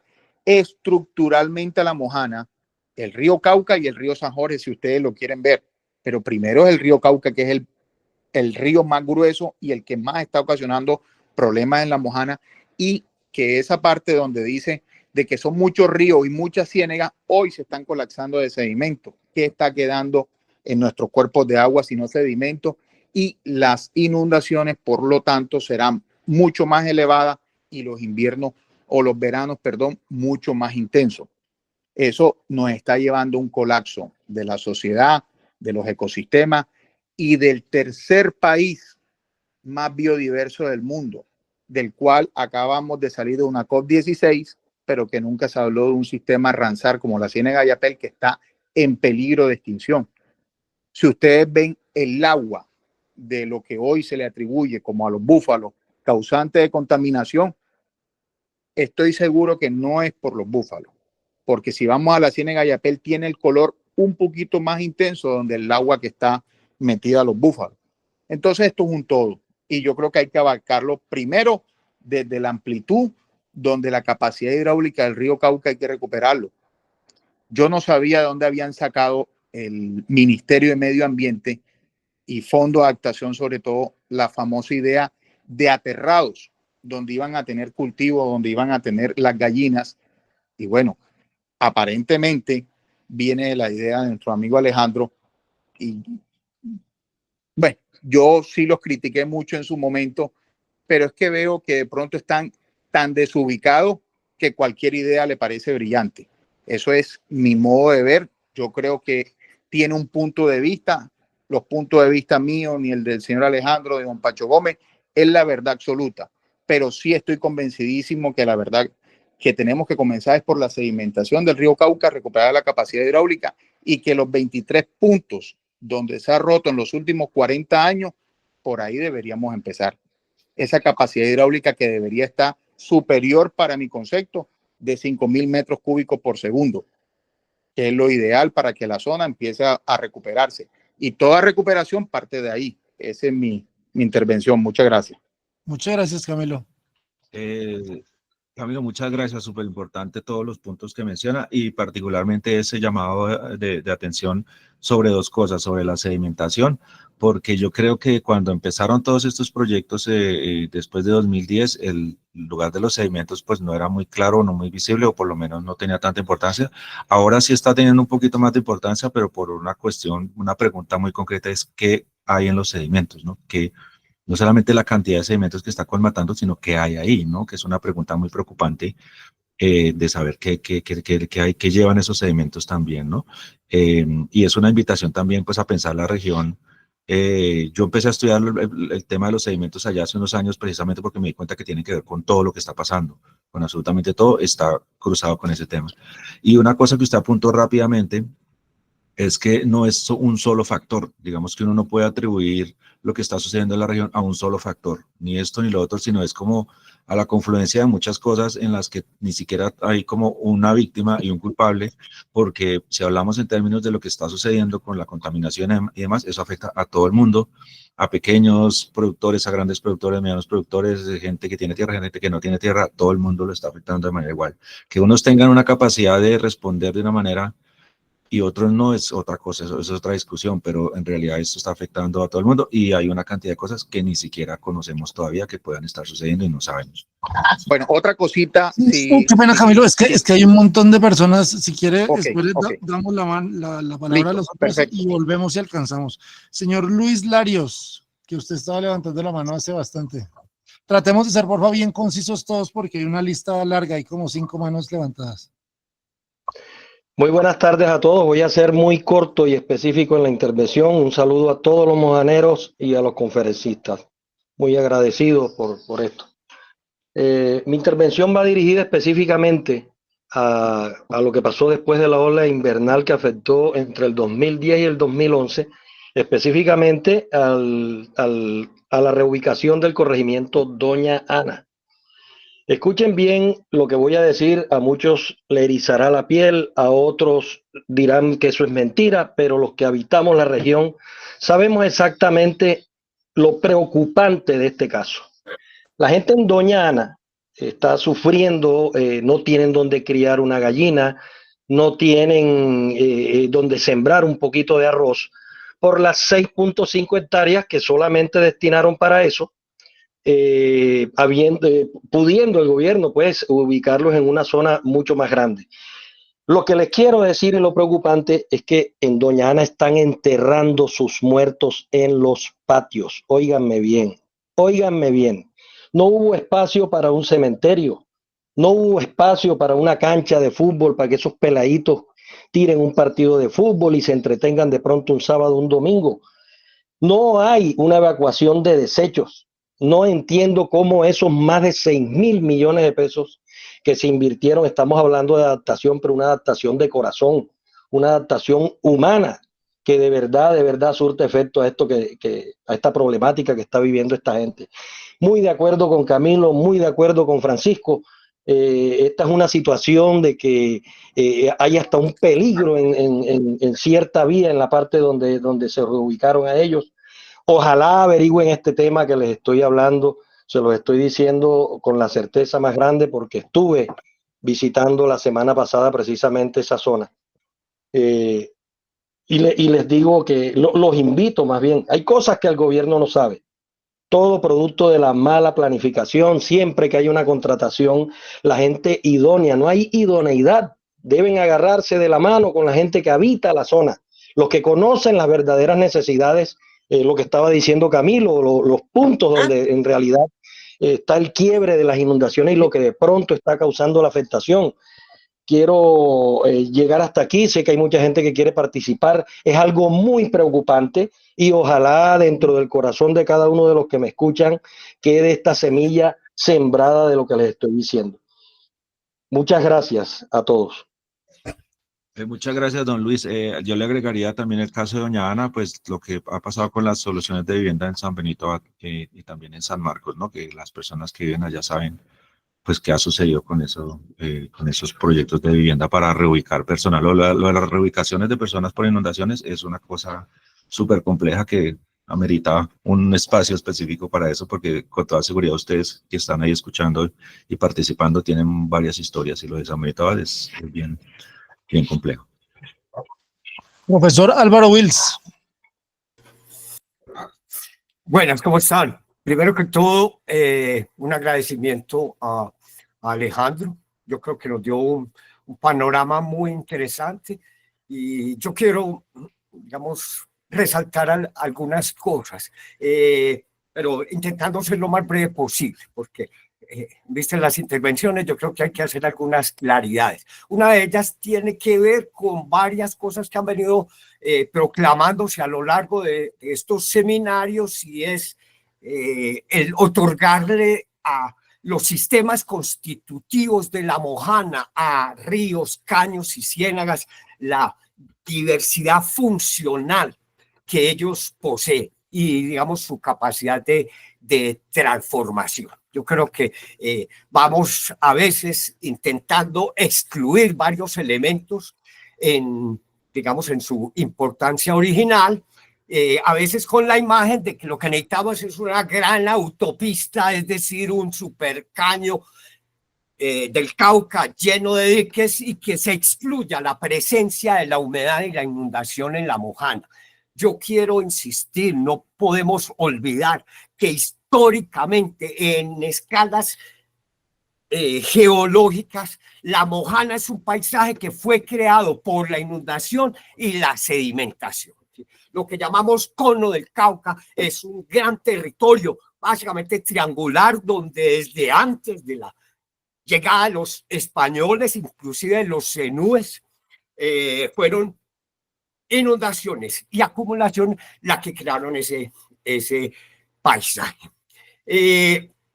De hecho, pues hay toda una serie de efectos de tipo psicológico cuando intentamos borrar de nuestra memoria lo que fue un evento desafortunado. Una inundación es algo que, digamos, una sociedad empieza a borrar.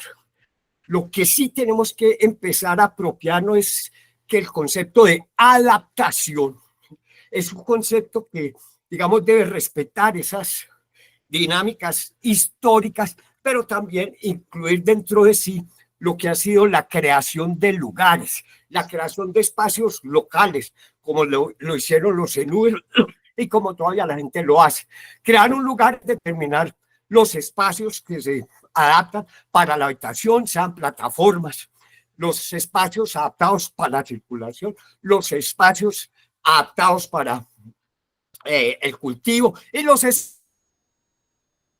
la creciente exprese su dinámica, su energía, pero quedando confinada en territorios donde ello no riñe con, digamos, la integridad de la actividad económica, la seguridad de la gente. Entonces, intentemos tener esa visión y yo creo que la invitación múltiple de Alejandro es a que minemos todas esas dinámicas y hagamos del concepto de cultura anfibia una dimensión que incluye aspectos políticos, aspectos biogeofísicos y aspectos, digamos, relacionados con la interacción día a día con nuestro patio, con nuestra casa, con nuestro canal.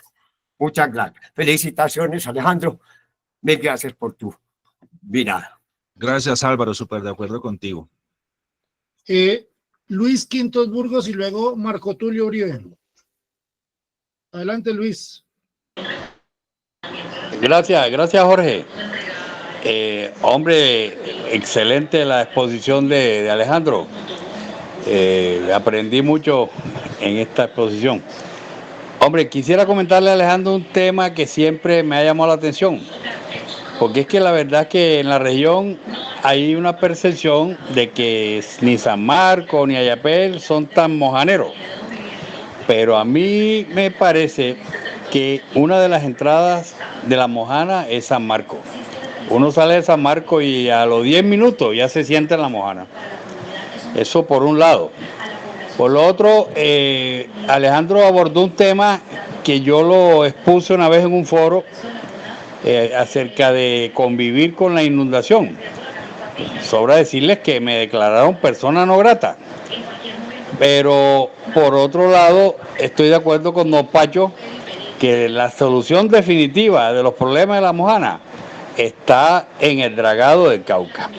Pero fíjense usted qué gobierno se expone a un problema político y social, a desgastarse, asumiendo esa obra faraónica. La verdad es que el tema sería por ahí, pero el daño que causaría ese dragado serían de inmedible. Gracias por dejarme intervenir y ojalá sigamos con esto, Jorge. Esto sigue hasta el otro año. Don Luis, gracias. Usted tiene la razón. Digamos que un poco la idea de mirar la diversidad de lo que llamamos Mojana no es plantear que la gente, es todo lo contrario, hay diversidad, pero eso está súper interconectado, ¿no? Es una región que se conecta por las aguas, pero también culturalmente de muchas maneras. Pero también pensar en precisamente cómo al hablar de Mojana de una manera tan general, pues se nos invisibilizan un poco como esas particularidades locales de esas identidades más locales, pero obvio, todo eso está conectado históricamente. Es muy importante su anotación. Ingeniero Marco Tulio, adelante. Sí, buenas tardes. Buenas tardes, saludos al doctor Camargo, Jorge, por tu gran labor de estar haciendo este tipo de foros o de talleres. Bueno, yo sí quiero primero manifestar lo difícil que va a ser de parte de las personas que están en Bogotá considerar que van a cambiarle la forma de ver las cosas a nosotros los locales. No sé de dónde consideran que pueden imponer un tipo de cultura que no sé de dónde carajo se la inventaron, que se llama anfibiedad. En la región no somos ni sapos, ni somos pescados, ni nada de esa vaina. Somos seres humanos que estamos viviendo una tragedia generada de forma antrópica y que tiene como inicio la sedimentación que ha generado la minería de aluvión, que ha acabado el cauce del río Nechí y ha acabado el cauce del río Cauca, generando a partir de 1920 cada vez más recurrentes inundaciones que nos han destrozado nuestros ecosistemas.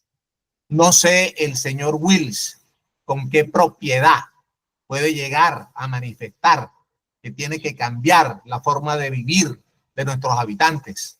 Es como nosotros considerar desde la Mojana, considerar cambiarles el nivel de vida o la forma de vida de los capitalinos. Eso no es así. La historia del mundo indica que hay transformaciones, así como se transformó el territorio indígena que tenían ustedes en la altiplanicie. De igual forma, en la altiplanicie cundiboyacense, los indígenas tenían estas mismas estructuras de convivencia con las inundaciones. Y resulta que el tiempo fue modificando, porque esa es la evolución de la humanidad. No pueden pretender de una u otra forma imponer desde Bogotá un sistema de vida. El doctor Camargo ha hecho una exposición y ha masificado una condición de inundación, pero yo veo que no se sale de la cuenca del río San Jorge, donde realmente siempre han existido las inundaciones. Siempre han existido las inundaciones y siempre van a existir, porque ahí están los espejos de agua que le prestan un servicio a la nación. ¿De qué forma le prestan el servicio a la nación? Le regulan las inundaciones de las dos cuencas más grandes de Colombia. Son las zonas de amortiguamiento hidráulico. Eso siempre ha existido así y siempre va a existir en la medida que evitemos que lo que están pensando de dejar entrar el río Cauca de forma derecha nos vaya a sedimentar nuestras ciénagas. Es tan difícil entender el origen del problema y la solución. Ese problema del día de hoy, que casi hay una tragedia donde asesinan por un accidente de tránsito a una gente que están viviendo en la orilla de la carretera, un bus, una gente de la miseria más grande de este mundo. Y porque hay un gobierno que finalmente no le está parando a lo que nosotros los pobladores queremos, que es simplemente arrancar con el cierre de Caregato. Y miren la tragedia que se está generando. Entonces, al doctor Camargo le digo de que miremos la región, como dice el amigo Pacho Gómez. Párele bola al estudio de la FAO.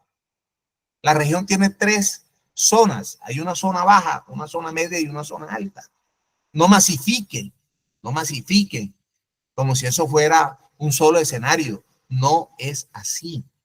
No es así. Tampoco pueden tratar de decir, de manifestar de que como hubo una explotación en aquella época de nuestros indígenas, que la población era muy diferente. Los pobladores indígenas, no sé cuántos eran, pero les aseguro que eran un puñado de personas. eran un puñado de personas. Los sistemas de ellos de producción, claro que sí tenían que convivir con lo que podían ellos subsistir, y no era otra cosa diferente que armar ese tipo de estructuras en la zona de inundación pasiva. ¿Y por qué están concentrados en la zona baja del río San Jorge? Ustedes no van a ver ese tipo de estructuras en el río Cauca, porque finalmente era ahí donde, por el simple hecho de subir y bajar los niveles de agua, no se generaba maleza pesada. Ellos no tenían la capacidad de descuajar selvas.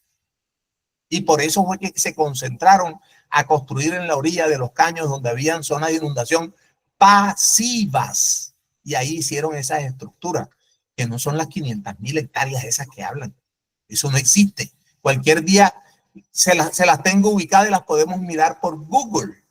Dejen de repetir lo que no es real. No podemos hacer ni podemos proyectar un sistema de producción en los años 14, el siglo XIV, cuando llegaron aquí los españoles, al día de hoy. Eso es imposible. Eso es imposible. Otra cosa que les quiero decir, ¿por qué más bien no identifican con lo que dice Francisco Gómez, que hay un estudio de la FAO y vamos a comenzar a identificar las zonas donde hay la preservación de nuestros ecosistemas, donde está la biodiversidad, que es la que tenemos que proteger, y establecemos las fronteras agrícolas y ganaderas para que la gente pueda tener una explotación de la tierra tranquila? Porque es que no vayan a pretender que la zona de La Mojana la van a utilizar de laboratorio de qué, hombre. La gente no se va a ir. La gente tiene su arraigo, tiene su tierra y tiene su historia ahí. Entonces, no es fácil de que van a sacar, ¿qué? 300.000 personas. ¿De dónde saca eso el doctor Álvaro Wills? ¿De dónde saca eso? ¿De dónde saca eso? ¿Con qué autoridad pretenden cambiar toda una historia de nuestras comunidades allá? Tenemos que cambiar lo que generó de forma entrópica la sedimentación generada por la minería de aluvión. Y claro que sí, acondicionemos lo que históricamente se inunda a esas comunidades que ustedes están diciendo que tienen que convivir con esas inundaciones. Eso siempre ha pasado. Si tanto les preocupa el tema de pesca, ayúdenos a solucionar el problema del mercurio y los otros contaminantes. Ayúdenos a evitar que se acaben las ciénagas como la ciénaga de San Francisco, que vienen acabándose desde allá, desde las zonas donde arrancan las inundaciones. Nos han acabado miles de hectáreas de ciénagas, donde eran los criaderos de los bocachicos, que tanto le ayudan a la subsistencia a la gente de nuestra región. Ayúdenos más bien en eso, señores. Pero no pretendan cambiarnos la historia y el arraigo de nuestra gente. Muchas gracias. Don Marco Tulio, muchas gracias. Yo creo que nos alineamos en precisamente en esa idea de que hablar de La Mojana en términos generales borra muchas particularidades de toda la región, no solamente sociales, sino también del paisaje mismo y de la forma como se está y se mueve el agua. Y también muy importante esa precisión que usted hace sobre esa conexión del pasado prehispánico con el presente, porque pues evidentemente son mundos diferentes, contextos diferentes, usos de la tierra diferentes y bueno, absolutamente todo es diferente.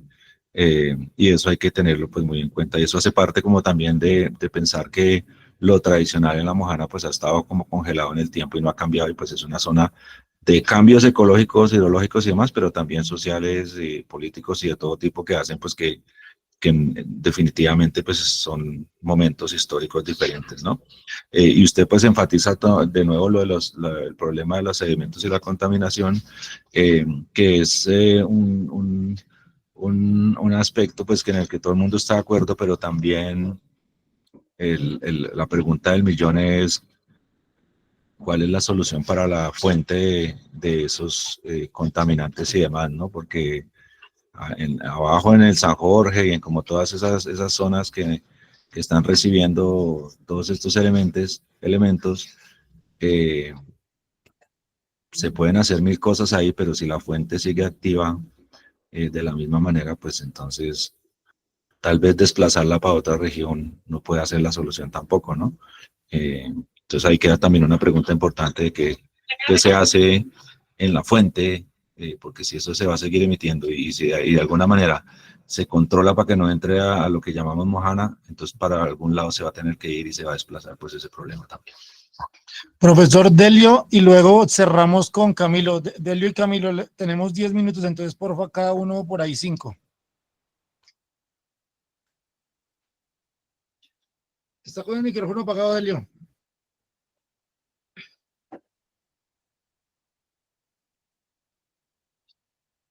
Delio, el micrófono. Bueno, intervengo. Sí, hágale, Camilo, 5 minuticos mientras Delio soluciona el micrófono. Aló. Ahora sí. Ok. Hágale, Delio. Bueno, muchas gracias por dejarme intervenir nuevamente. Al doctor Camargo, que lo vi visitando la zona esa olvidada, desde el Caño de Los Ángeles hasta Jegua, donde antes transcurría el río San Jorge, lo que es el Mamón, Pumpuma, Limón, hasta los contornos de la ciénaga, de las otroras profundas ciénagas de la villa. Esos son unos lugares abandonados que siempre estuvieron dedicados en el antaño a la ganadería, y por ahí la navegación se inició en el a comienzos del siglo XX con vapor y las lanchas de nosotros, que fui navegante por ahí. Yo logré todavía conocer parte del río San Jorge por ahí, por ese sector, cuando era navegable. Y todo eso, profe, vea, la primera acción del hombre fue la ganadería, porque aquí no se había establecido aún los grandes cultivos de arroz de la Mojana y de la Cuenca Alta. Entonces, muchos ganaderos optaron por secar, por taponar caños, y eso contribuyó a que ese cauce viejo de San Jorge se taponara. Yo ayer estuve en la vía de San Benito precisamente hablando con un nativo que nos acompañó en la navegación por el Caribona, Emilio Sierra, y me decía, Delio, el caño de gallina o los osas, todos esos caños los taparon los ganaderos para ampliar su hato. Ese fue uno de los primeros impactos. Segundo, el impacto más grande que hemos tenido, compañeros, ha sido el de la sedimentación ocasionada por la minería legal. Yo allí en mi modesto escrito, yo tengo un escrito, pero que lo hice a la lupa de lo que yo conocí, cuando yo transité con mi padre por el Caribona, por el Bajo Cauca, por el San Jorge, por estas ciénagas que eran profundas. También recalco allí en ese escrito la propuesta de la misión holandesa y el espaldarazo que le daba un político de avanzada de Sucre que se llamó Apolinar Díaz Calleja, en el sentido de que eso debería ser, la Mojana debió haberse rectificado los caños en ese tiempo y haber atajado con tiempo la sedimentación ocasionada por la minería del Bajo Cauca, y exactamente como dice Pacho y los demás, que ese promontorio de tierra, 600 toneladas para sacar 1 kilo de oro. ¿Dónde nos echan ese poco de tierra para acá? Profe, compañero, vea, lo que digamos es materia, como digo, es etéreo. Si no se toman acciones. ¿Quién le pone cascabel al gato? ¿Quién le pone cascabel al gato? Que eso es lo bien delicado que tenemos en nuestra zona. Ya es evidente, usted, profesor Escobar, profesor Camargo, que usted visitó la zona allá de Pumpuma, del Limón, ha visto pues cómo la gente se muere del hambre consumiendo nuestros propios alimentos, con el pescado lleno de mercurio, la ciénaga de la villa, que es el recodo más profundo, porque por ahí, cuando ya abandonó el San Jorge, el Cauca de Los Ángeles a Jegua, se vino por la villa. Entonces ya el San Jorge no transportó agua limpia, no, agua sedimentada de la naciente también, minería que se da en Ayapel, y la naciente minería que se da en Cerro Matoso. Amén. La cereza del pastel, el poco a tierra que nos manda el Cauca, por ahí por Cejeve, por la Sierra de Ayapel, reparte una parte San Matías y la otra parte por acá, por el antiguo cauce de San Jorge, que se está perdiendo. Boca Cejeve, pasando por la villa, se perdió, porque por ahí un cuello botella, la ciénaga se sedimentó.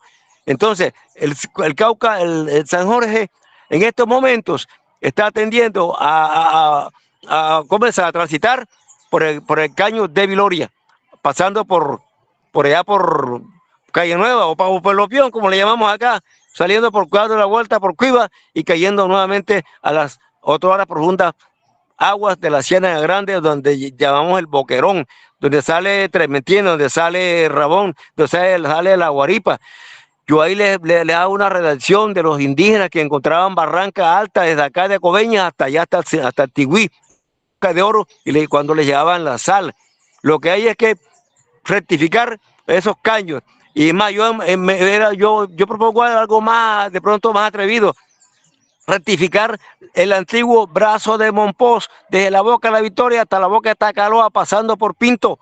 ¿Para qué? Para restarle fuerza al brazo de Lobo y así el Cauca y el San Jorge puedan drenar con más facilidad. Pero imagínense, ahora con estos pocos de caños colmatados, ustedes apenas, profe Escobar y profesor Camargo, disculpen, pero yo anduve por ahí desde los 8 o 9 años con mi papá, inclusive hasta el 90, cuando ya era profesor, me dediqué a andar con él y él, ya vi ese cambio.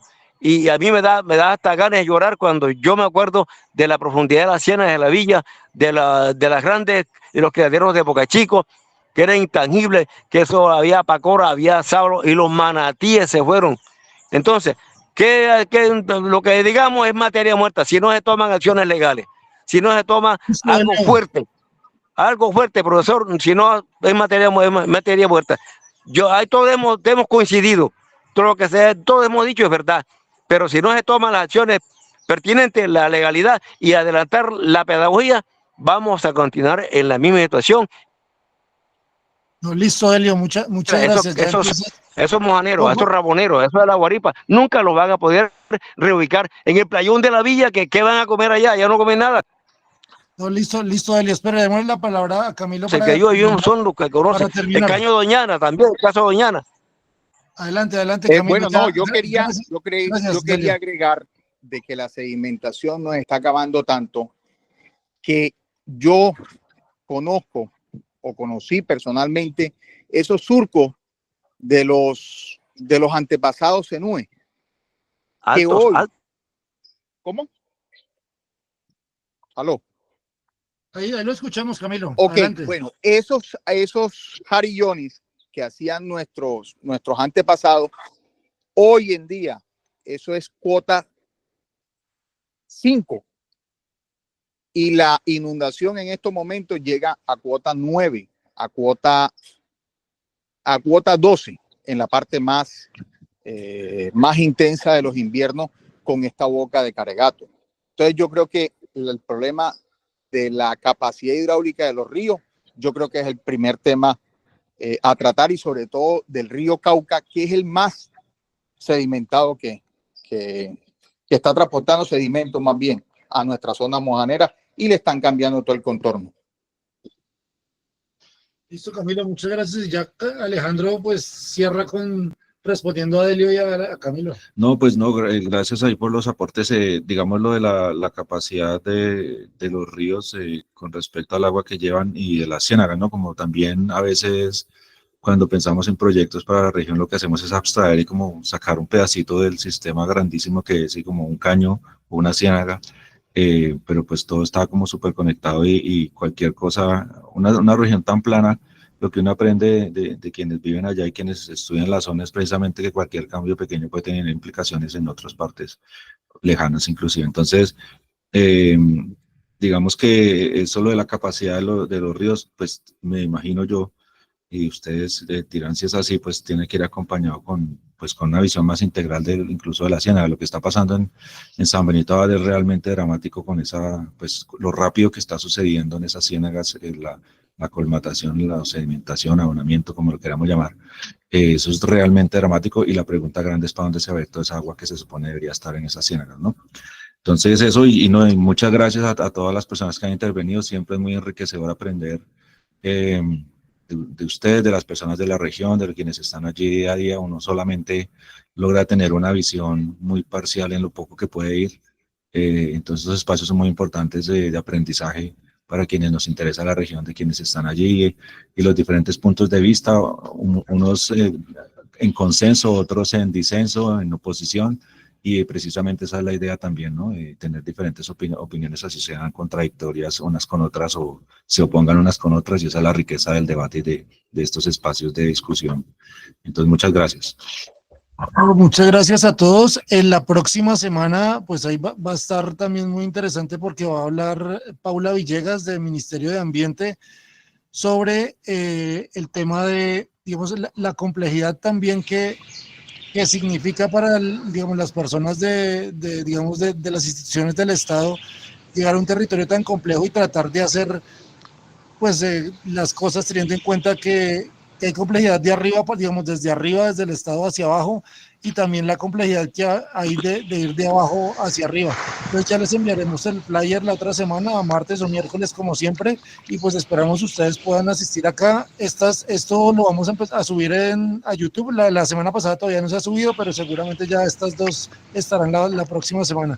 De nuevo, muchas gracias por asistir, y seguimos con esto hasta que no haya más gente.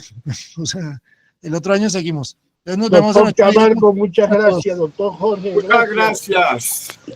Don Pacho, estuve en su pueblo querido. Muchas gracias. Puede aspirar a la alcaldía todavía, veo. No. Vamos a llevarlo para el Senado, vamos a llevarlo para el Senado. No, gracias, Delio. Gracias, saludos. Okay. So, yeah, de ellos, ¿no?